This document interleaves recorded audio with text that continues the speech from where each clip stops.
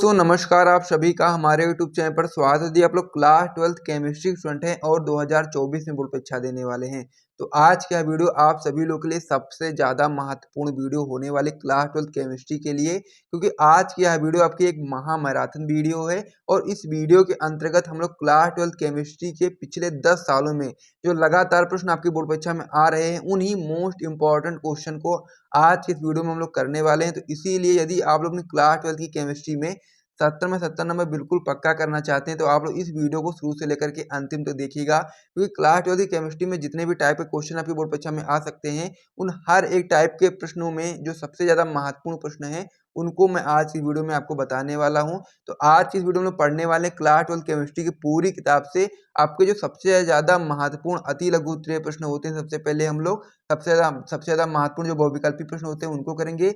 उसके बाद फिर हम लोग क्लास 12th केमिस्ट्री की पूरी किताब में जो सबसे ज़्यादा महत्वपूर्ण अति लघु उत्तरीय प्रश्न होते हैं उनको करेंगे। फिर हम लोग क्लास 12th केमिस्ट्री की पूरी किताब से आपको जो सबसे ज़्यादा महत्वपूर्ण लघु उत्तरीय प्रश्न होते हैं उनको भी करेंगे। और फिर हम लोग करेंगे महत्वपूर्ण अपक्रिया, यानी कुछ ऐसी महत्वपूर्ण अपक्रिया जो कि आपके बोर्ड परीक्षा में हर साल आ जाती है, तो उनको भी हम लोग यहाँ पर करने वाले हैं। और फिर लास्ट में हम लोग इसमें करने वाले हैं दीर्घ उत्तरीय प्रश्न। यहाँ पर कुछ हम लोग दीर्घ उत्तरीय प्रश्न भी आपको बताने वाले हैं जो कि आपकी बोर्ड परीक्षा 2024 के लिए महत्वपूर्ण है। तो इसीलिए आप लोग वीडियो को शुरू से लेकर के अंतिम तक देखिएगा। आज की वीडियो आप सभी लोगों के लिए बहुत ही ज़्यादा महत्वपूर्ण होने वाली है। यदि आप लोग अपने क्लास 12th केमिस्ट्री के स्टूडेंट हैं और 2024 में बोर्ड परीक्षा देने वाले हैं और आप लोगों ने अभी तक कुछ भी नहीं पढ़ा है तो आप लोग वीडियो को शुरू से लेकर के अंतिम तक देख लीजिएगा। काफ़ी ज़्यादा नंबर आपके यहाँ से पक्के होने वाले हैं, क्योंकि हम लोग आज के एक ही वीडियो में बहुत ही ज़्यादा महत्वपूर्ण अति लघु उत्तरीय प्रश्न, बहुविकल्पी प्रश्न, लघु उत्तरीय प्रश्न, महत्वपूर्ण अभिक्रियाएं, साथ में दीर्घ उत्तरीय प्रश्न को करने वाले हैं। तो वीडियो को आप लोग शुरू से लेकर के अंतिम तक देखिएगा। तो चलिए अब हम लोग ले आते हैं और सबसे पहले हम लोग महत्वपूर्ण बहुविकल्पी प्रश्न से वीडियो को स्टार्ट कर देते हैं। और इस प्रकार से यदि आपको note plus important question answer चाहिए तो आप लोग हमारा टॉपर ग्रुप ज्वाइन कर सकते हैं। एक सब्जेक्ट का प्राइस मात्र 100 रुपये रखा गया। डिस्क्रिप्शन बॉक्स में आपको हमारा व्हाट्सएप नंबर मिल जाएगा, जिसको भी टॉपर ग्रुप ज्वाइन करना होगा वो लोग वहां से जाकर के व्हाट्सएप पर मैसेज करेंगे तो वहां पर उनको सारी जानकारी मिल जाएगी। तो चलिए क्लास 12 केमिस्ट्री में सबसे पहले हम लोग मोस्ट इंपॉर्टेंट जो आपके बहुविकल्पी प्रश्न होते हैं उनको हम लोग देख लेते हैं। तो इसमें जो हमारा पहला क्वेश्चन दिया गया है वो आपकी बोर्ड परीक्षा के लिए बहुत ही ज़्यादा महत्वपूर्ण क्वेश्चन है, क्योंकि आप लोग देख भी सकते हो कि आपकी बोर्ड परीक्षा में 2011 से लगातार पूछा जा रहा है 2023 तक। यानी 11 में भी आया है, 12 में भी आया है, 13 में आया, 14 में आया, 16 में आया, 17 में आया, 22 में आया, 23 में, यानी कि हर साल लगभग ये क्वेश्चन आपकी बोर्ड परीक्षा में आता है। तो इसीलिए इसका आंसर तो आपको बिल्कुल भी मिस नहीं करना है, इसको समझ लेना है कि जो का आसुत या फिर शुद्ध जल की मोलरता होती है वो कितनी होती है। हो सके तो आप याद कर लो, क्योंकि ये ज़्यादातर आपके बहुविकल्पी प्रश्न में भी आता है कि आसुत या शुद्ध जल की मोलरता कितनी होती है। तो उसको आप लोग याद कर सकते हो 55.56 मोल, इस प्रकार से आपका होता है। लेकिन ये किस प्रकार से इसका सूत्र आप लोग मतलब इसका जो आंसर है किस प्रकार से आप लोग निकालोगे वो भी मैं आपको यहाँ पर बता दूंगा, क्योंकि यदि आपसे यह याद नहीं रह जाता है तो फिर आप लोग कैसे उसका आंसर निकालोगे वो भी आप लोग यहाँ पर समझ लेंगे। तो सबसे पहले हम लोग निकालें कि शुद्ध जल की मोलरता कितनी होती है। आइए हम लोग सबसे पहले उसको समझ लेते हैं। वैसे तो मैंने आपको बता ही दिया कि शुद्ध जल की जो मोलरता होती है वो आपकी 55.56 मोल होती है, इस प्रकार से आपकी हो जाती है। लेकिन इसका जो सही मतलब कि किस प्रकार से आंसर निकालना है उसको भी आप लोग यहाँ पर देख लीजिए। तो यहाँ पर निकालने के लिए सबसे पहले आपको मोलरता का फॉर्मूला पता होना चाहिए। तो आप लोग जानते हैं मोलरता, जल का मोलरता का जो फॉर्मूला हो जाएगा जल की मोलरता का जो फॉर्मूला आपका हो जाएगा वो आपका हो जाएगा जल का भार, ठीक है, जल का भार अपान में आपका हो जाएगा जल का अणु भार, इस प्रकार से आपका हो जाएगा। फिर बटे में आपका हो जाएगा इस प्रकार से जल का आयतन, जल का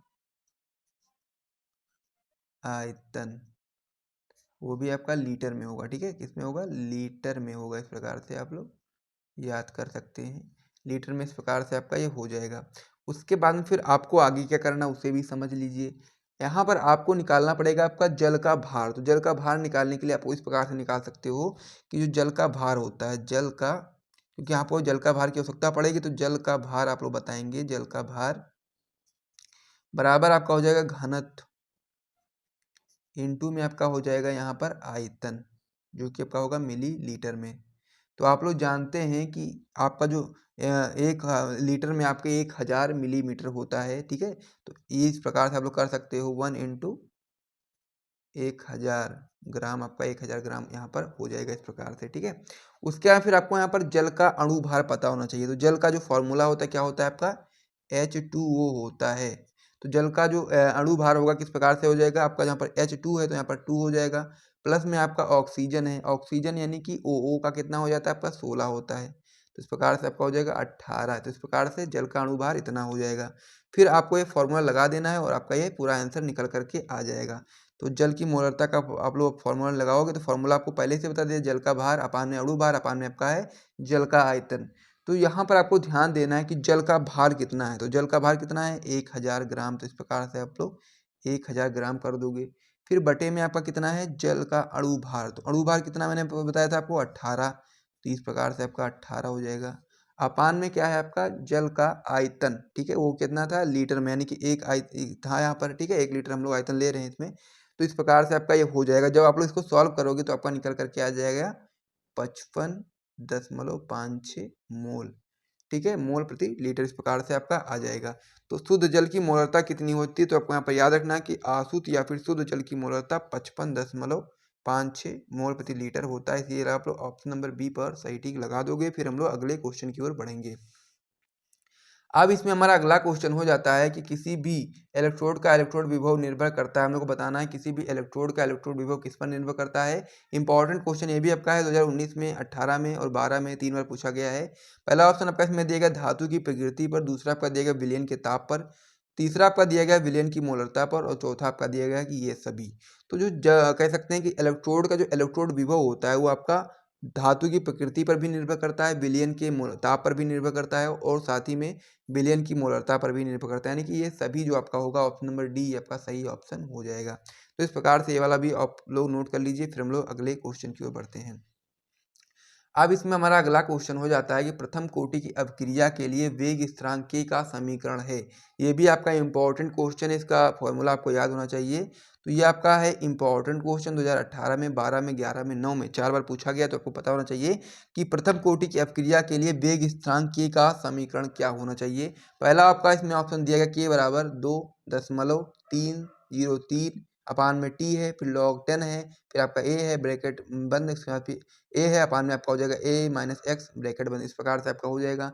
दूसरा ऑप्शन आपका इसमें दिया के बराबर 4.306 अपान में टी है, log 10 है, ए है, बटे में आपका ए माइनस एक्स है ब्रैकेट बंद है, इस प्रकार से। तीसरा ऑप्शन आपका इसमें दिया गया के बराबर 2.303 अपान में आपका टी स्क्वायर है, log 10 है, फिर आपका है ए आपका ए माइनस एक्स ब्रैकेट बंद, इस प्रकार से आपका हो गया। चौथा ऑप्शन आपका इसमें दिया गया है के बराबर 10 है, ऊपर फिर बटे में आपका टी है, फिर log 10 है, फिर ए है, फिर बटे में आपका ए माइनस एक्स है, फिर ब्रैकेट बंद है।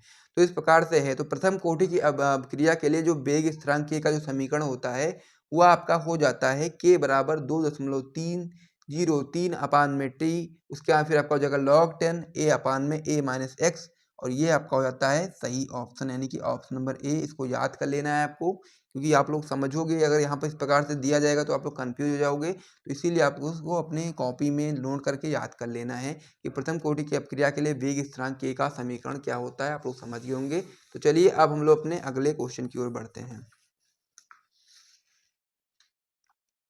क्वेश्चन आपका इसमें हो जाता है कि हेट्रोलैप्टिक संकर है। 2015 में क्वेश्चन पूछा गया है, लेकिन आपको पता होना चाहिए कि हेट्रोलैप्टिक संकर कौन सा है। तो इसमें आपका जो पहला ऑप्शन आपका दिया गया है इस प्रकार से आपको यहाँ पर देखना है। यहाँ पर क्या है Fe है, यहाँ पर CO है, यहाँ पर Hg है, यहाँ पर CO, इस प्रकार से आपका है। तो ये क्या है आपका मुख्य तत्व है, यानी कि कह सकते है। तो जब इसमें क्या होता है कि अगर मान लीजिए कि एक ही टाइप के अगर लिगेंड जुड़े होंगे किसी भी इसमें, तो आप लोग उसे क्या बोलेंगे, उसे आप लोग बोलेंगे मोनोलेप्टिक संकर बोलेंगे। लेकिन जब आपका अलग अलग टाइप के यहाँ पर लिगेंड जुड़े होंगे तो फिर आपका क्या हो जाएगा, वो आपका हो जाएगा हेट्रोलेप्टिक संकर। तो हम लोग यहाँ पर हेट्रोलेप्टिक संकर के बारे में बताना है। तो यहाँ पर जो HFE है इसमें जो आपका लिगेंड जुड़ा हुआ है CN का 6, यानी कि 6 यहाँ पर जुड़े गए हैं लिगेंड, लेकिन वो एक ही प्रकार के, एक ही टाइप के हैं। वहीं पर जो आपका यहाँ ऑप्शन नंबर सी है इसमें भी आपका I4 जुड़ा हुआ है। तो इसमें भी आपका 4 इसमें जुड़े हुए हैं, कह सकते हैं कि लिगेंड, लेकिन वो एक ही प्रकार के हैं, ठीक है। वहीं पर यदि हम लोग बात करेंगे यहाँ पर NH3 का, यहाँ पर भी 6 जुड़ा हुआ है लिगेंड, तो ये भी आपका एक ही प्रकार का है। लेकिन यहाँ पर जब आप लोग ध्यान दोगे NH3 ये आपका 5 है और यहाँ पर SO4 इस प्रकार से आपका है। तो यहाँ आपके 2 टाइप के लिगेंड जुड़े हुए हैं, जिसमें आपका NH3 जो है उसका 5 लिगेंड जुड़ा हुआ है और SO4 का आपका 1 जुड़ा हुआ है। तो यहाँ पर एक चीज़ आपको यहाँ पर याद रखनी है कि जब आपका एक मुख्य तत्व में एक ही, जब आपका कह सकते हैं कि एक ही टाइप का जब लिगेंड जुड़ा होगा तो फिर वो आपका हो जाएगा मोनोलेप्टिक संकर, और जब आपका 2 प्रकार के इसमें आपके लिगेंड जुड़े होंगे तो उसको हम लोग हेटेरोलेप्टिक संकर बोलेंगे। तो यहाँ पर जो आप लोग देखोगे तो यहाँ पर आपका 2 प्रकार के लिगेंड जुड़े हुए हैं। एक आपका है NH3 5 लिगेंड जुड़े हुए NH3 के, और साथ ही में SO4 का आपका 1 लिगेंड जुड़ा हुआ है। तो ये आपका हो जाएगा हेटेरोलेप्टिक संकर। तो इसीलिए आप लोग ऑप्शन नंबर बी पर सही टिक लगा देंगे। तो इस प्रकार से आप लोग समझ गए होंगे। अगर कोई भी दिक्कत होगी तो आप लोग कमेंट बॉक्स में कमेंट करके बता देना। फिर हम लोग अगले क्वेश्चन की ओर बढ़ते हैं। अब हमारा इसमें अगला क्वेश्चन हो जाता है क्लोरोफार्म का प्रयोग होता है। वेरी इंपॉर्टेंट क्वेश्चन ये भी आपका है, 2011 में, 15 में, 19 में 3 बार पूछा गया। आपको पता होना चाहिए कि क्लोरोफार्म का प्रयोग कहाँ पर होता है, ठीक है। पहला ऑप्शन आपका इसमें दिया गया एक कीटनाशक के रूप में, दूसरा ऑप्शन आपका दिया गया अवशोषक के रूप में, तीसरा ऑप्शन आपका दिया गया एक फफूंदी नाशक के रूप में, और चौथा ऑप्शन आपका दिया गया है औद्योगिक विलायक के रूप में। तो आपको यहाँ पर पता होना चाहिए कि क्लोरोफार्म का जो प्रयोग होता है वो कहाँ पर होता है। तो वहाँ पर आप लोग याद कर सकते हैं कि जो क्लोरोफार्म का प्रयोग होता है वो आपका औद्योगिक विलायक के रूप में होता है। इसीलिए आप लोग ऑप्शन नंबर डी पर सही टिक लगा देंगे। फिर हम लोग अगले क्वेश्चन की ओर बढ़ेंगे।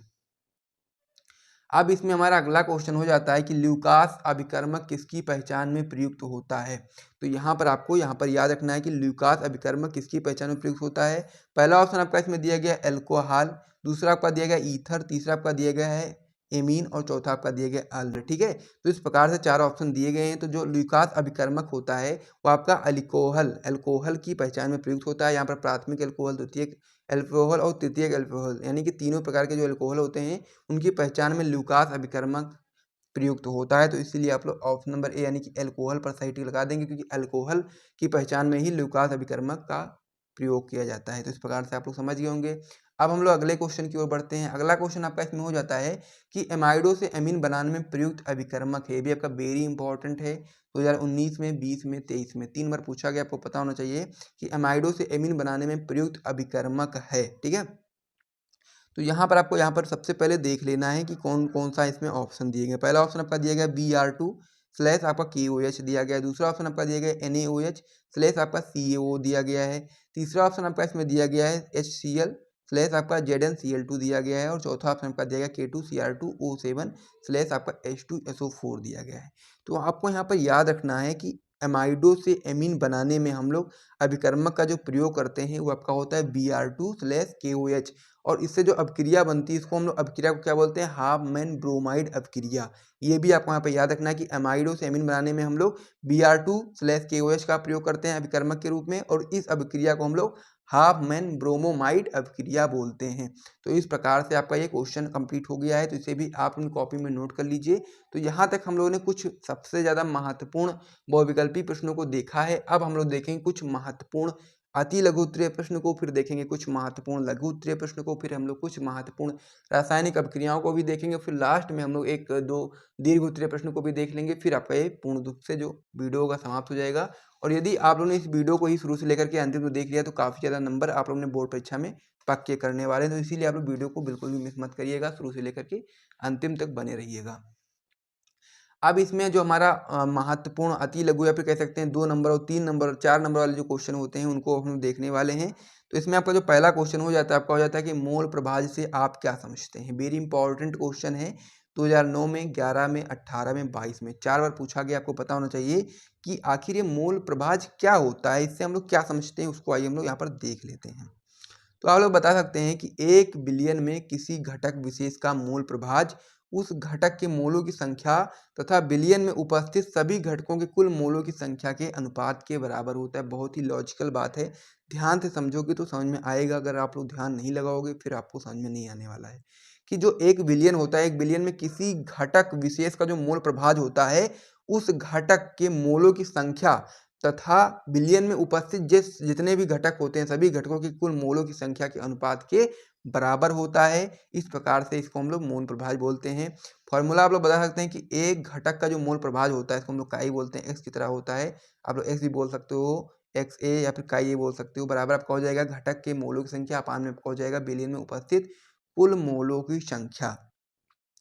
इसको यानी कि आपका जहाँ पर काई ए दिया गया इसको हम लोग घटक का मोल प्रभाज के रूप में देखेंगे, और साथ ही में जो आपका यहाँ पर घटक के मोलों की संख्या इसको हम लोग एन से प्रदर्शित करेंगे, और फिर बिलियन में उपस्थित कुल मोलों की संख्या यानी कि small n plus capital N. इस प्रकार से आपका ये फॉर्मूला हो जाएगा।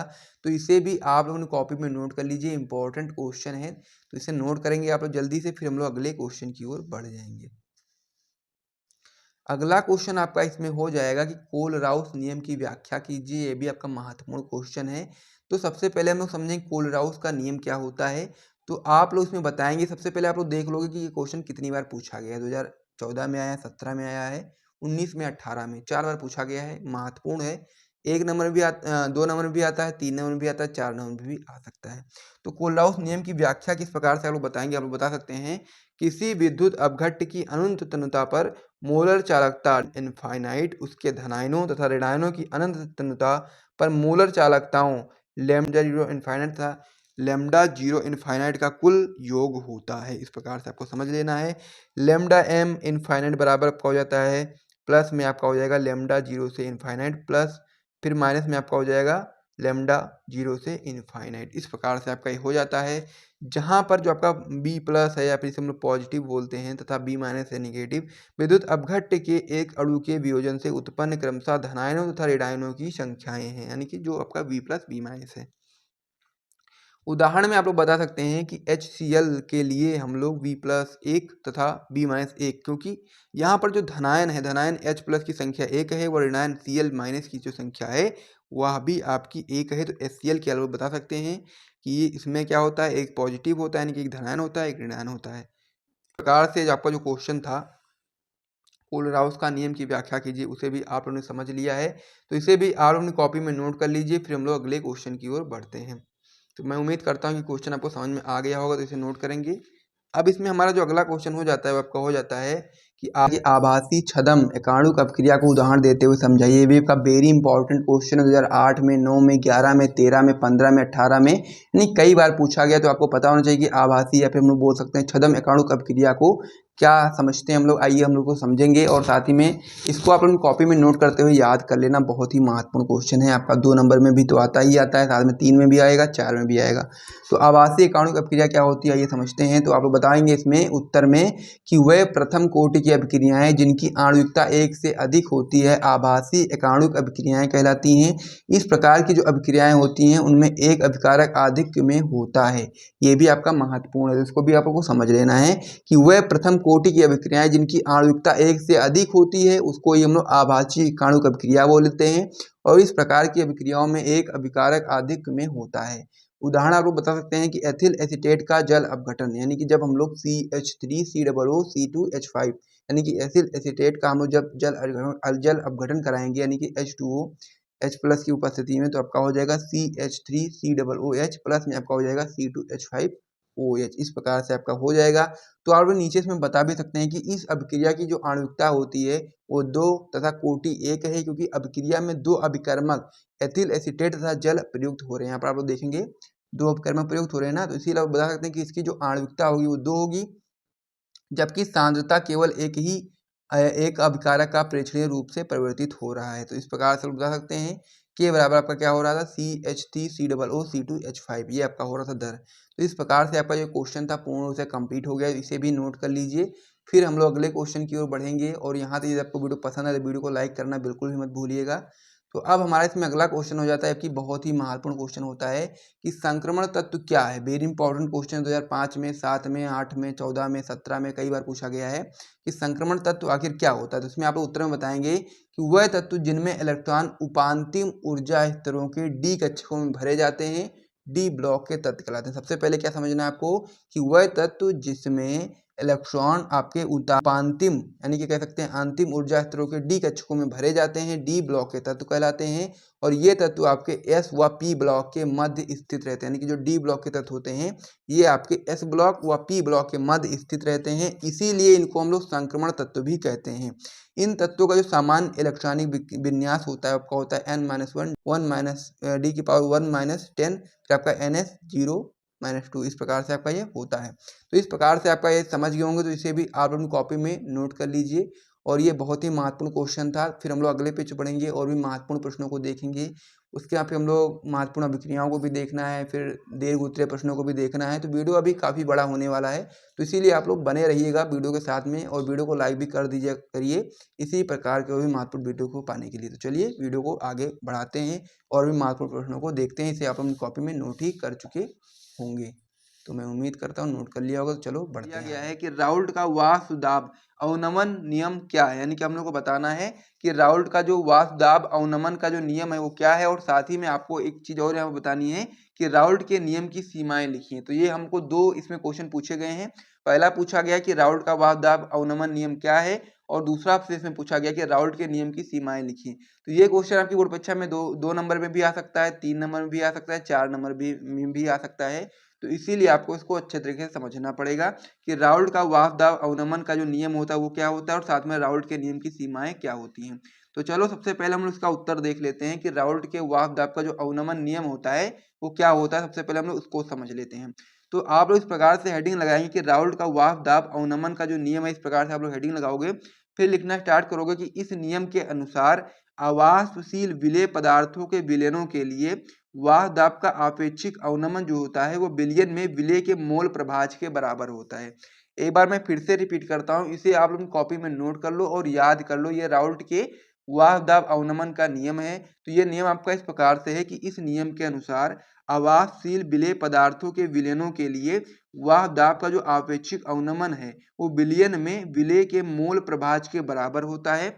इस प्रकार से आप लोग उसका सूत्र बता सकते हैं कि P not minus P S अपान में आपका हो जाएगा पी नॉट बराबर आपका हो जाएगा एक्स, इसे हम लोग काई भी बोलते हैं विलेय। इस प्रकार से आपको हो जाएगा एक्स विलेय। इस प्रकार से आप लोग समझ गए।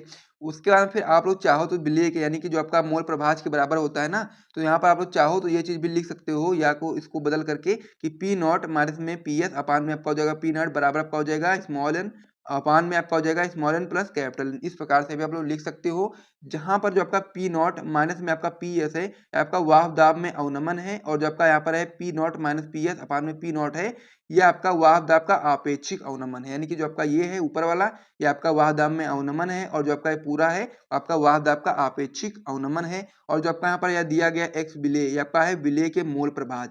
और मोल प्रभाज का जो फॉर्मूला होता है इस प्रकार से बता सकते हैं, स्मॉल एन अपान में हो जाएगा आपका small n plus capital N, और यहाँ पर आपका एक्स जो विलेय है इसको हम लोग बोल सकते हैं विलेय के मोल प्रभाज, और जो यहाँ पर जो का स्मॉल एन दिया गया उसको हम लोग बोल सकते हैं विलेय के मोलों की संख्या, और कैपिटल एन आपका हो जाता है विलायक के मोलों की संख्या। तो इस प्रकार से राउल्ट का जो वाष्पदाब का जो अवनमन का नियम होता है इस प्रकार से होता है। तो इसे आप लोग अपनी कॉपी में एक बार सबसे पहले नोट कर लो। उसके बाद में फिर हम लोग राउल्ट के जो नियम होते हैं उसकी जो सीमाएं होती है उसको हम लोग समझेंगे। तो सबसे पहले आप लोग राउल्ट का जो वाष्पदाब का अवनमन का जो नियम है इसे आप लोग नोट कर लीजिए। इसमें जो हमारा दो क्वेश्चन पूछे गए थे, पहला जो आपका था राउल्ट का वाष्पदाब अवनमन का नियम, ये आपका कंप्लीट हो गया है। अब हम लोग इसमें राउल्ट के नियम की सीमाएं देखेंगे। तो इसे आप लोग नोट करो, फिर हम लोग राउल्ट के नियम की सीमाएं देखते हैं। तो इसमें आप लोग अब बताओगे राउल्ट के नियम की सीमाएं। तो इसमें आप लोग पहली सीमा बता सकते हो इसमें कि राउल्ट का जो नियम होता है वो केवल उन अवाष्पशील पदार्थों के विलयनों पर लागू होता है जो विलायक से रासायनिक अपक्रिया नहीं करते हैं। ये आपका इंपॉर्टेंट नियम है। तो इसमें आप लोग याद रखेंगे कि जो राउल्ट का जो नियम होता है वो केवल उन अवाष्पशील पदार्थों के विलयन पर लागू होगा जो विलायक से रासायनिक अपक्रिया नहीं करते। ठीक है, जो विलायक से रासायनिक अपक्रिया नहीं करेंगे, राउल्ट का नियम केवल उन्हीं अवाष्पशील पदार्थों पर लागू होगा। इस प्रकार से पहला पॉइंट आप समझ गए होंगे राउल्ट के नियम की सीमाएं में। तो इसे भी नोट कर लीजिए, फिर हम लोग इसमें अगला पॉइंट समझ लेते हैं। अब ये 3-4 नंबर में भी क्वेश्चन पूछा जा सकता है, तो इसीलिए आपको यहाँ पर कम से कम 2-3 पॉइंट लिखने ही पड़ेंगे। तो इसमें आप लोग दूसरा पॉइंट बता सकते हैं कि जो पदार्थ विलयन में सगुणित होते हैं उन पर भी राउल्ट का नियम लागू नहीं होता। यानी कि जो आपके जो पदार्थ होंगे वो विलयन में अगर संगुणित हो जाएंगे तो उन पर भी राउल्ट का नियम लागू नहीं होगा। तीसरा पॉइंट आप लोग बता सकते हैं कि जो राउल्ट का नियम होता है वो आपका केवल अवाष्पशील विद्युत अपघट्टों के तनु विलयनों पर लागू होता है। राउल्ट का नियम किस पर लागू होता है? केवल अवाष्पशील विद्युत अपघट्टों के तनु विलयनों पर ही राउल्ट का नियम लागू होता है। तो इस प्रकार से आपका जो पूरा क्वेश्चन था कि राउल्ट का वाहक दाब अवनमन नियम क्या है और साथ में राउल्ट के नियम की सीमाएं लिखी हैं, पूर्ण से कंप्लीट हो गया है। अब आपको थोड़ा सा बड़ा लग रहा होगा, लेकिन ये 3 और 4 नंबर पूछा जाता है क्वेश्चन, तो इसमें आपको इतना करना पड़ेगा तभी आपको पूरे मार्क्स मिलने वाले हैं। तो इसीलिए आप लोग इसे अपनी कॉपी में नोट कर लीजिए, फिर हम लोग अगले क्वेश्चन की ओर बढ़ते हैं। इसमें अब हमारा अगला क्वेश्चन हो जाता है कि हिमांक में अवनमन तथा विलेय के अणु भार में क्या संबंध है। अब हम लोग को बताना है कि हिमांक में जो अवनमन होता है तथा विलेय के अणु भार में क्या संबंध होता है। अब हम लोग को उसको समझना है। उत्तर में आप लोग इसी प्रकार से हेडिंग लगा सकते हो कि हिमांक में अवनमन तथा विलेय के अणु भार में जो संबंध होता है, इस प्रकार से लोग बताएंगे कि हिमांक में जो अवनमन होता है डेल्टा टी एफ होता है। ठीक है, डेल्टा टी एफ को हम लोग क्या बोलते हैं, हिमांक में अवनमन बराबर आपका हो जाता है मोलल अवनमन स्थिरांक इंटू में आपका हो जाएगा मोललता। ठीक है, इस प्रकार से आपका हो जाएगा। आप लोग नीचे इस प्रकार से कर सकते हो डेल्टा टी एफ यानी कि हिमांक में अवनमन बराबर आपका हो जाएगा मोलल अवनमन स्थिरांक इंटू में आप लोग मोललता का फॉर्मूला लिख सकते हो। तो फॉर्मूला आपका हो जाता है विलेय के मोलों की संख्या और बटे में आपका हो जाएगा विलायक का द्रव्यमान केजी में। तो इस प्रकार से आपका ये हो जाता है। अब हम लोग क्या करेंगे, इसको इस प्रकार से चिन्ह के द्वारा लिखेंगे। पहले आपका हो जाएगा डेल्टा टी एफ, पहला आपका हो जाएगा डेल्टा टी एफ जो कि आपका होता है हिमांक में अवनमन। फिर आपका हो जाएगा के जो आपका मोलल अवनमन स्थिरांक है, इसको हम लोग के एफ से प्रदर्शित करेंगे। इस प्रकार से आपका हो जाएगा। फिर इंटू में लगा करके क्या लिखेंगे हम लोग, मोललता का जो फॉर्मूला होता है इस प्रकार से लिख देंगे। ऊपर हो जाएगा आपका डब्ल्यू अपान में एम हो जाएगा, एम डैश हो जाएगा और बटे में आपका हो जाएगा फिर कैपिटल डब्ल्यू अपान में आपका हो जाएगा 1000। इस प्रकार से हो गया। ठीक, अब हम लोग क्या करेंगे, अब आपको यहाँ पर ध्यान देना है। अब हम लोग यहाँ पर क्या करेंगे कि जो आपका ये आपका दिया गया है इसको हम लोग ऊपर लेकर के जाएंगे। तो हो जाएगा आपका डेल्टा टी एफ बराबर आपका हो जाएगा 1000, क्योंकि आपका ऊपर चला जाएगा। फिर इंटू में आपका हो जाएगा के एफ, ये भी आपका ऊपर था, के एफ हो जाएगा। इंटू में आपका हो जाएगा ये आपका स्मॉल डब्ल्यू हो जाएगा। बटे में आपका नीचे क्या बचेगा, केवल कैपिटल डब्ल्यू बचेगा। और जो आपका यहाँ पर जो बटे में है आपका नीचे आएगा तो ये आपका हो जाएगा एम डैश। इस प्रकार से आपका हो गया। तो अब आपको यहाँ पर समझ लेना, ये आपका हो जाता है सूत्र जो कि आपका हो जाता है हिमांक में अवनमन यानी कि डेल्टा टी एफ बराबर आपका इस प्रकार से लिख सकते हो। और हम लोग को बताना था कि हिमांक में अवनमन तथा विलेय के अणु भार में संबंध बताना था। ठीक, तो इसको इस प्रकार से भी सूत्र लिख सकते हो। और अगर आप लोग यहाँ से अणु भार निकालना चाहो, क्या निकालना चाहो, विलेय का अणु भार, तो इस प्रकार से भी लिख सकते हो कि आपका जो एम डैश है इसको हम लोग इस साइड ले आएंगे और आपका जो डेल्टा टी एफ है आपका यहाँ पर आ जाएगा। तो ये जो आपका एम डैश होता है आपका होता है विलेय का अणुभार। तो इस प्रकार से आप लोग लिख करके कर सकते हो, एम डैश बराबर 1000 गुणे आपका हो जाएगा के एफ इंटू आपका हो जाएगा स्मॉल डब्ल्यू अपान में आपका हो जाएगा कैपिटल डब्ल्यू इंटू आपका हो जाएगा डेल्टा टी एफ। इस प्रकार से आपका हो जाएगा। जहां पर आप लोग बता सकते हैं कि जो आपका एम डैश है, एम डैश आपका होता है विलेय का अणुभार, डब्ल्यू आपका जो होता है आपका विलेय का भार होता है। आपका जो डब्ल्यू यहाँ पर दिया गया है आपका विलेय का भार होता है। के एफ आप जो आपका जो होता है आपका होता है मोलल अवनमन स्थिरांक और डब्ल्यू जो आपका कैपिटल डब्ल्यू होता है वो आपका होता है विलायक का भार।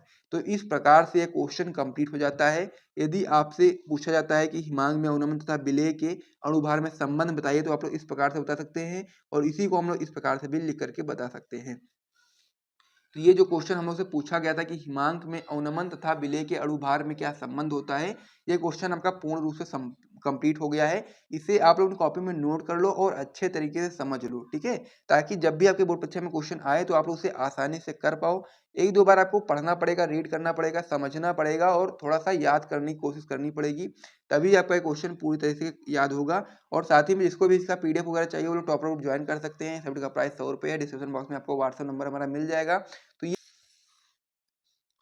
तो इसमें अब हमारा जो आपका हो जाता है कि मोलर या आणविक उन्नयन स्थिरांक तथा मोलल उन्नयन स्थिरांक में क्या अंतर है। इन स्थिरांकों का प्रयोग करते हुए विलेय के अणुभार ज्ञात करने के लिए दो अलग अलग सूत्र लिखिए।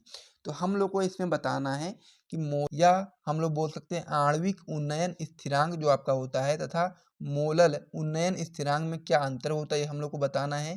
साथ में इन स्थिरांकों का प्रयोग करते हुए हम लोग को विलेय के अणु भार ज्ञात करने के लिए दो अलग अलग सूत्र भी बताने हैं।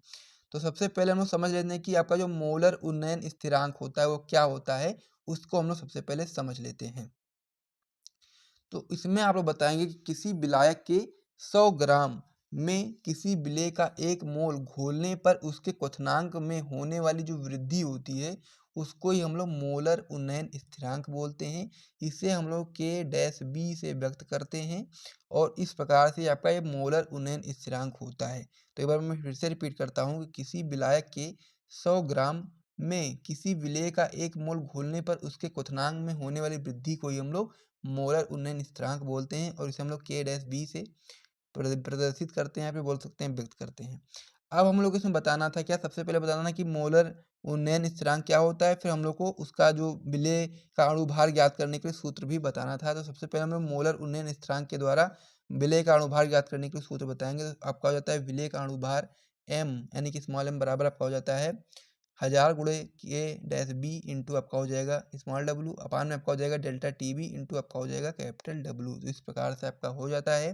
तो इसे आप लोग अपनी कॉपी में नोट कर लीजिए। विलेय का अणुभार ज्ञात करने के लिए ये आपका सूत्र होता है पहला, जहाँ पर आप लोग बता सकते हैं कि जो आपका यहाँ पर दिया गया है स्मॉल w ये आपका विलेय का भार होता है, कैपिटल W आपका विलायक का भार होता है, डेल्टा TB आपका क्वथनांक में उन्नयन होता है और K-B जो आपका होता है मोलर उन्नयन स्थिरांक होता है। तो इस प्रकार से मोलर उन्नयन स्थिरांक क्या होता है और साथ ही में मोलर उन्नयन स्थिरांक की सहायता से विलेय के अणुभार ज्ञात करने के लिए जो सूत्र होता है उसे आप लोगों ने समझ लिया है। अब हम लोग समझेंगे मोलर उन्नयन स्थिरांक के बारे में और उसकी सहायता से विलेय का अणुभार ज्ञात करने के लिए जो सूत्र होता है उसको भी समझेंगे। तो इसमें अब आप लोग बताओगे मोलर उन्नयन स्थिरांक के बारे में। तो इसमें आप लोग बता सकते हैं कि विलायक के 1000 ग्राम में किसी विलेय पदार्थ के 1 मोल को घोलने पर उसके क्वथनांक में होने वाली वृद्धि को हम लोग क्या बोलते हैं, मोलर उन्नयन स्थिरांक बोलते हैं। एक बार फिर से रिपीट करता हूँ कि विलायक के 1000 ग्राम में किसी विलेय पदार्थ के 1 मोल को जब हम लोग घोलते हैं तो उसके क्वथनांक में जो वृद्धि होती है उसको ही हम लोग क्या बोलते हैं, मोलर उन्नयन स्थिरांक बोलते हैं। इसे हम लोग Kb से व्यक्त करते हैं। तो इस प्रकार से मोलर उन्नयन स्थिरांक क्या होता है आप लोगों ने समझ लिया। अब हम लोग जो आपका मोलर उन्नयन स्थिरांक होता है इसकी सहायता से विलेय का अणुभार किस प्रकार से ज्ञात कर सकते हो उसका सूत्र देख लेते हैं।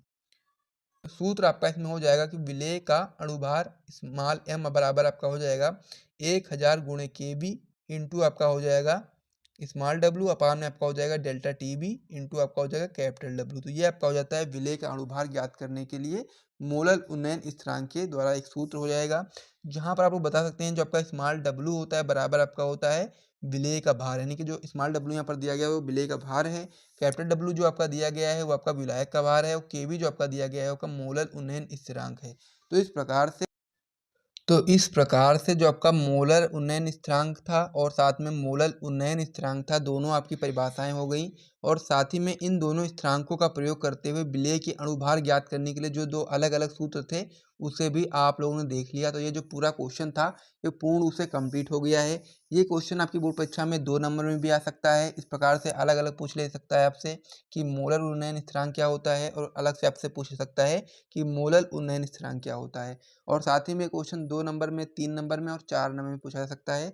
तो इसीलिए आपको इस क्वेश्चन को अच्छे तरीके से समझ लेना है और साथ में अपनी कॉपी में नोट कर लेना है।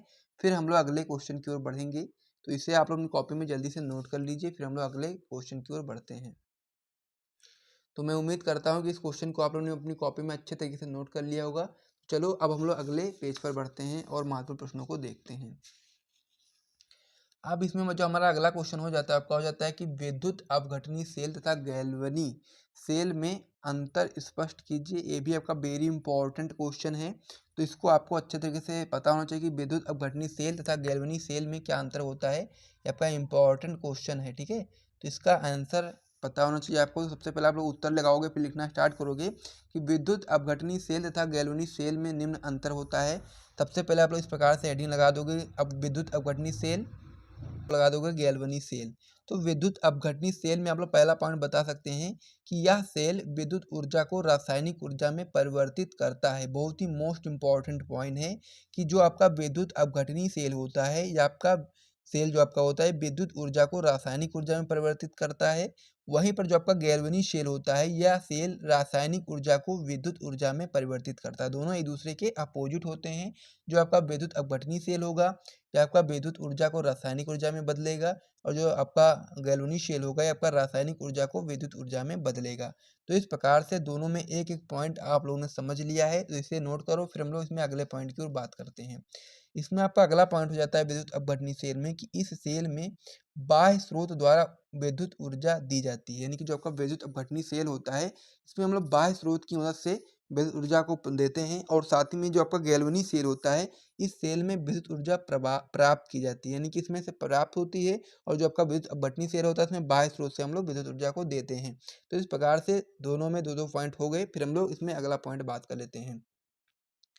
तो विद्युत अपघटनी सेल में जो आपका तीसरा पॉइंट हो जाता है कि वैद्युत धारा प्रवाहित करने पर ऑक्सीकरण अपचयन अपक्रियाएं होती हैं। जो आपका विद्युत अपघटनी सेल होता है, जिसमें हम लोग विद्युत धारा प्रवाहित करेंगे, तो उसमें आपका ऑक्सीकरण अपचयन अपक्रियाएं होती हैं। और वहीं पर गैल्वेनिक सेल में इसमें स्वतः ऑक्सीकरण अपचयन अभिक्रियाएं होती हैं। इसमें क्या होता है, ऑक्सीकरण अपचयन अभिक्रियाएं होती हैं और इसमें आपका स्वतः ही ऑक्सीकरण अपचयन अभिक्रियाएं हो जाती हैं। तो इस प्रकार से 3-3 पॉइंट हो गए।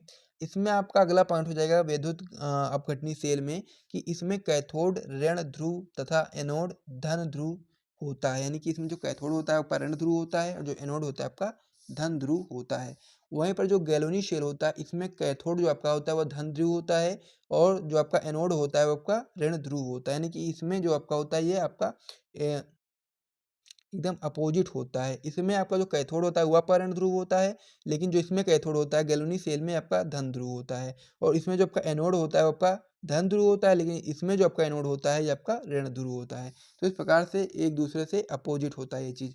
तो इस प्रकार से जो आपका विद्युत अपघटनी सेल होता है और गैल्वेनिक सेल होता है, इसमें जो अंतर होता है वो आप लोगों ने समझ लिया है यहाँ तक। और इस प्रकार से आपका जो क्वेश्चन था कि विद्युत अपघटनी सेल तथा गैल्वेनिक सेल में अंतर स्पष्ट कीजिए, वो अंतर आप लोगों को स्पष्ट हो चुका होगा। तो इसे आप अपनी कॉपी में नोट कर लीजिए और साथ में यदि आपको यहाँ तक वीडियो पसंद आए तो वीडियो को लाइक कर दीजिए। और फिर हम तो इसमें हमारी जो पहली सबसे महत्वपूर्ण रासायनिक अपक्रिया है वो आपकी है फ्रीडल क्राफ्ट अपक्रिया।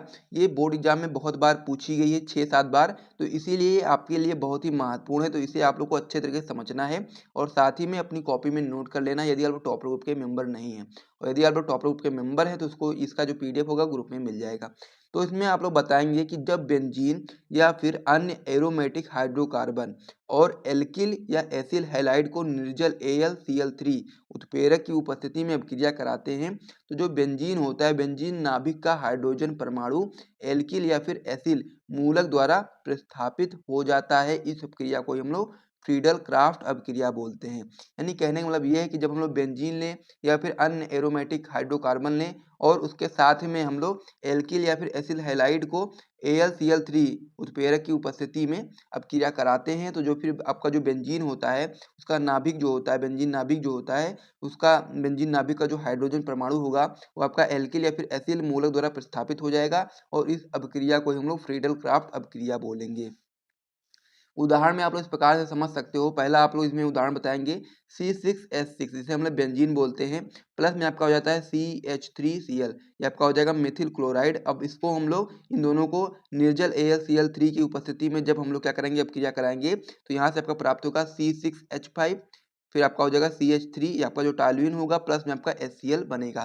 तो इस प्रकार से ये आपका होता है। यहाँ पर क्या होता है, यहाँ पर जो आपका C6H6 है, यहाँ पर आपका जो एक H होगा, यानी कि हाइड्रोजन जो होगा आपका, एक हाइड्रोजन जो परमाणु होगा यहाँ से निकल करके क्या हो जाएगा, Cl के साथ अपक्रिया करके HCl बना लेगा इस प्रकार से। अब यहाँ पर बचेगा क्या, आपका C6H5 बचेगा। तो यहाँ पर एक कमी हो जाएगी, तो इसी कमी को पूरा करने के लिए इससे आपका CH3 जुड़ जाएगा। इस प्रकार से आप लोग देख सकते हैं C6H5, फिर आपका हो जाएगा CH3 आपका जुड़ जाता है यहाँ पर, प्लस में आपका Cl, ये आपका यहाँ से हो जाता है और यहाँ से आपका जो H निकलता है वो आपका यहाँ जुड़ जाता है Cl में, यानी कि तो ये क्या हो जाएगा, HCl हो जाएगा और ये आपका टॉल्यूइन हो जाएगा। तो इस प्रकार से ये पहला उदाहरण हो जाता है। दूसरा उदाहरण भी आप लोग इसी प्रकार से समझ सकते हैं। C6H6 ये भी आपका बेंजीन होता है, प्लस में आपका हो जाएगा CH3COCl, यानी कि एसिटिल क्लोराइड को जब हम लोग निर्जल AlCl3 की उपस्थिति में क्या कहते हैं, अपक्रिया कराते हैं, तो फिर आपका यहाँ से बनता है एसिटोफिनोन, यानी कि C6H5COCH3 प्लस में आपका HCl। तो इस प्रकार से ये आपका हो जाता है। तो इस प्रकार से आप लोग समझ लो सबसे पहले फ्रीडल क्राफ्ट अपक्रिया क्या होती है, इसको आप लोग अपनी कॉपी में नोट कर लो। साथ ही में 2-3 बार जब आप लोग पढ़ोगे तो फिर आपको सारी चीज़ें समझ में आ जाएंगी। साथ में अपनी कॉपी में आप लोग इसे नोट कर लोगे और याद कर लोगे कि ये बहुत ही महत्वपूर्ण है, आपके बोर्ड परीक्षा में आ सकता है। तो इसीलिए आपको इसको याद कर लेना है, बिल्कुल भी मिस नहीं करना है। इस सीरीज में जितनी भी अपक्रिया करवाई जा रही हैं वो सभी आपके बोर्ड परीक्षा के लिए महत्वपूर्ण है। तो इसीलिए आप लोग किसी भी अपक्रिया को मिस नहीं करोगे यदि आप लोग अपनी क्लास 12 की केमिस्ट्री में बहुत ही अच्छा स्कोर करना चाहते हैं। तो चलिए अब हम लोग दूसरी अपक्रिया की ओर बढ़ते हैं। तो अब हमारा इसमें दूसरी अभिक्रिया है वो आपकी हो जाती है कार्बिल एमीन अभिक्रिया। ये भी आपकी इंपॉर्टेंट है, 2011 में, 14 में, 16 में 3 बार पूछा गया है। तो आपको पता होना चाहिए कार्बिल एमीन अभिक्रिया आखिर क्या होती है। जब हम लोग एथिल एमीन को क्लोरोफॉर्म और अल्कोहलीय पोटेशियम हाइड्रोक्साइड के साथ गर्म करने पर एथिल आइसोसाइनाइड यानी कि एथिल कार्बिल एमीन बनता है, जिसकी गंध जो होती है वो आपकी अरुचिकर होती है। यह अपक्रिया या फिर कार्बिल एमीन अपक्रिया कहलाती है। यानी कहने का मतलब यह है कि जब हम लोग एथिल एमीन को क्लोरोफॉर्म और अल्कोहलीय पोटेशियम हाइड्रोक्साइड के साथ गर्म करते हैं तो फिर आपका एथिल आइसोसाइनाइड बनता है, और इसे हम लोग एथिल कार्बिल एमीन भी बोलते हैं, जिसकी जो गंध होती है वो अरुचिकर होती है। और यह अपक्रिया जो होती है इसको हम लोग क्या बोलते हैं, कार्बिल एमीन अपक्रिया बोलते हैं। इस प्रकार से आप लोग यहाँ पर समझ सकते हैं उदाहरण में। ठीक है, उदाहरण में आप लोग यही चीज बताएंगे जैसा कि मैंने आपको बताया था कि जब हम लोग क्या करते हैं एथिल अमीन को क्लोरोफॉर्म और अल्कोहलीय पोटेशियम हाइड्रोक्साइड के साथ गर्म करते हैं, यानी कि जब आपका एथिल अमीन होता है जिसे हम लोग बोलते हैं C2H5NH2, इस प्रकार से आपका हो गया। प्लस में आपका क्लोरोफॉर्म का इस प्रकार से आप लोग बता सकते हैं CHCl3। प्लस में आपका क्या बताया था मैंने आपको, अल्कोहलीय पोटेशियम हाइड्रोक्साइड, तो आपका हो जाएगा KOH। तो जब हम लोग इनको क्या करेंगे, इनको इनके साथ में जब हम लोग इसकी अपक्रिया कराएंगे तो आपका यहाँ पर बनेगा क्या, एथिल आइसोसाइनाइड, जिसे हम लोग एथिल कार्बिल एमीन भी बोलते हैं। तो ये आपका हो जाएगा C2H5NC, प्लस में आपका बनेगा 3KCl, प्लस में आपका 3H2O। इस प्रकार से आपका ये बन जाएगा। और इस अपक्रिया को हम लोग क्या बोलेंगे, कार्बिल एमीन अपक्रिया बोलेंगे। तो इसे भी आप लोग कॉपी में नोट कर लीजिए परिभाषा, और साथ ही में उसका एक उदाहरण नोट कर लीजिए, क्योंकि जब आपके बोर्ड परीक्षा में क्वेश्चन पूछा जाएगा तो आपको परिभाषा तो बतानी है, साथ में उसका उदाहरण भी बताना है। तो मैं उम्मीद करता हूँ कि आप लोगों ने इसे भी नोट कर लिया होगा। तो चलिए अब हम लोग अगली अपक्रिया की ओर देखते हैं। अब इसमें आपकी अगली अपक्रिया है वो आपकी है वुड अपक्रिया। ये भी आपकी बहुत ही महत्वपूर्ण अपक्रिया है। 4 बार आपकी बोर्ड परीक्षा में क्वेश्चन पूछा भी गया है, 2015 में, 16 में, 20 में और 22 में। बहुत ही सिंपल सा है, बहुत ही आसानी से आप इसको याद कर सकते हो। तो आप लोग इसमें बताएंगे कि एल्किल हैलाइड की सोडियम धातु से क्रिया शुष्क ईथर की उपस्थिति में कराने पर आपका एल्केन बनती है, और उसे ही हम लोग वुड अपक्रिया बोलते हैं। उदाहरण में आप लोग समझ सकते हैं कि जब हम लोग 2 मोल एल्किल हैलाइड लेते हैं, प्लस में उसको हम लोग सोडियम धातु के साथ जब हम लोग अपक्रिया कराते हैं शुष्क ईथर की उपस्थिति में, तो फिर आपका यहाँ पर एल्केन बनता है, प्लस में आपका सोडियम हाइलाइड बनता है। इस प्रकार से वो समझ सकते हैं। नीचे आप लोग इस प्रकार से देख सकते हो कि जब हम लोग मेथिल आयोडाइड यानी कि CH3I प्लस में आपका हो जाएगा 2Na यानी कि सोडियम से, आप जब हम लोग ईथर की उपस्थिति में क्या कराएंगे, अपक्रिया कराएंगे, तो यहाँ पर बनेगा CH3 सिंगल बॉन्ड CH3 यानी कि एथेन, प्लस में आपका बनेगा 2NaI यानी का Na यानी कि सोडियम आयोडाइड। इस प्रकार से आप लोग समझ गए होंगे। तो इसे भी आप लोग कॉपी में नोट कर लीजिए, 4 बार क्वेश्चन पूछा गया आपके बोर्ड परीक्षा में, तो इसे भी आप लोग याद कर लीजिए, तैयार कर लीजिए, इंपॉर्टेंट है। ठीक है, अब इसमें जो आपकी अगली अपक्रिया हो जाती है आपकी बहुत ही ज़्यादा महत्वपूर्ण अपक्रिया है, जो कि आपके बोर्ड परीक्षा में 2013 में, 14 में, 15 में, 16 में, 17 में, 20 में, 23 में, यानी कि कई बार पूछी गई है। सबसे महत्वपूर्ण अपक्रिया है अभी तक जितनी भी अपक्रिया मैंने आपको बताई हैं उसमें से सबसे महत्वपूर्ण अपक्रिया आपकी है वुड फिटिंग अपक्रिया। तो इसको आपको बिल्कुल भी मिस नहीं करना है, इसको आपको अच्छे तरीके से समझना है।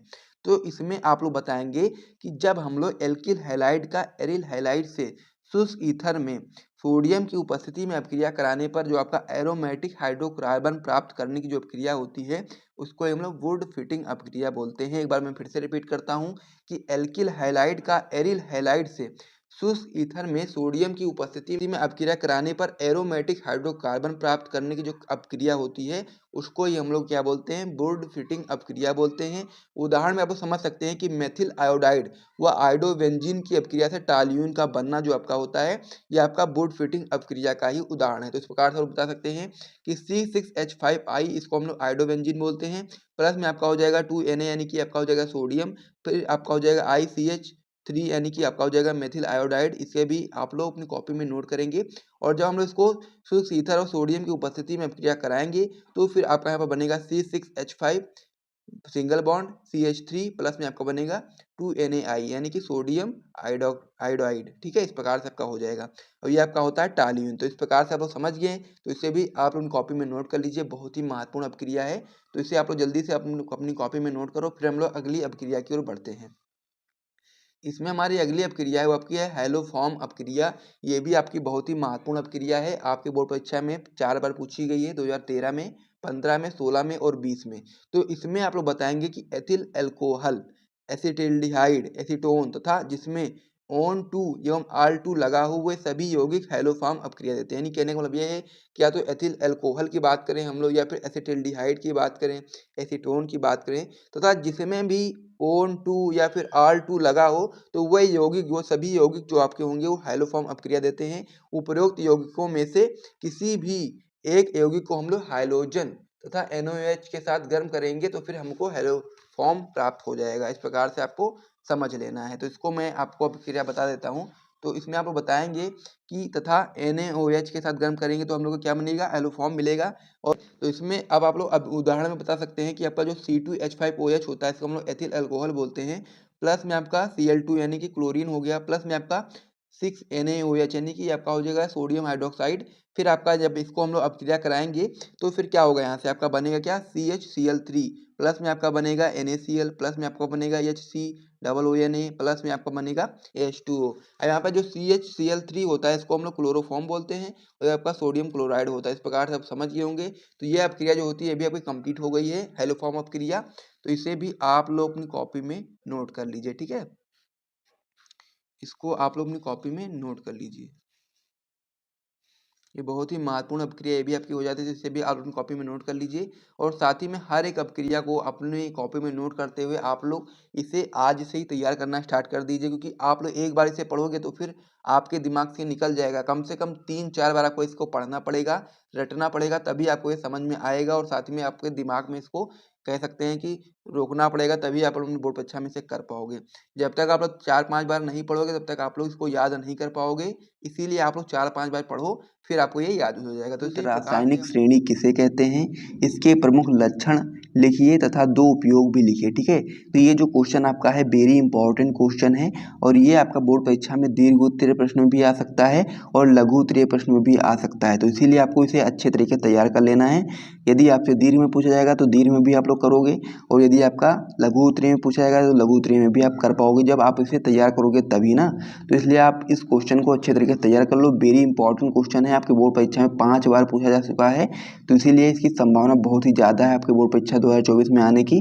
तो इसलिए आप लोग इस क्वेश्चन को अपनी कॉपी में नोट करो, फिर इसका आंसर देखेंगे और आंसर भी आप लोग अपनी कॉपी में नोट कर लेना। और साथ ही में जो भी लोग टॉपर ग्रुप में ज्वाइन हैं उन लोगों को इसका PDF आराम से मिल जाएगा। और यदि आप लोग भी ज्वाइन करना चाहते हैं तो हमारे व्हाट्सएप नंबर पर कॉन्टैक्ट करके ज्वाइन कर सकते हैं, ठीक है।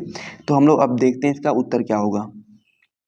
तो हम लोग को इसमें बताना है विद्युत रासायनिक श्रेणी किसे कहते हैं, और उसके हम लोग को बनाने हैं लक्षण, और उसके बाद फिर हम लोग को उपयोग भी बताना है, ठीक है। तो विद्युत रासायनिक श्रेणी के बारे में सबसे पहले हम लोग समझते हैं कि विद्युत रासायनिक श्रेणी आखिर होती क्या है।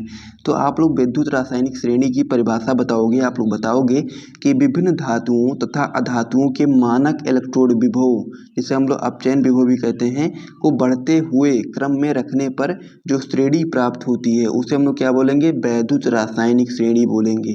ये चीज़ आपको अच्छे तरीके से याद कर लेना। यही परिभाषा आपके बोर्ड परीक्षा में आएगी तो आपको लिखना रहेगा, ठीक है। क्या लिखोगे आप लोग, एक बार फिर से रिपीट कर देता हूँ। आप लोग लिखोगे कि विभिन्न धातुओं तथा अधातुओं के मानक इलेक्ट्रोड विभव, जिसे हम लोग अपचयन विभव कहते हैं, को बढ़ते हुए क्रम में रखने पर जो श्रेणी प्राप्त होती है उस श्रेणी को ही हम लोग विद्युत रासायनिक श्रेणी बोलते हैं। तो इस प्रकार से विद्युत रासायनिक श्रेणी किसे कहते हैं आप समझ गए होंगे। अब हम लोग बात करेंगे विद्युत रासायनिक श्रेणी के प्रमुख लक्षणों के बारे में, क्या कौन कौन सा लक्षण दर्शाते हैं विद्युत रासायनिक श्रेणी के लक्षण हम लोग देखेंगे अब, ठीक है। तो इतना आप लोग पहले नोट करो, फिर हम लोग लक्षण को देखते हैं।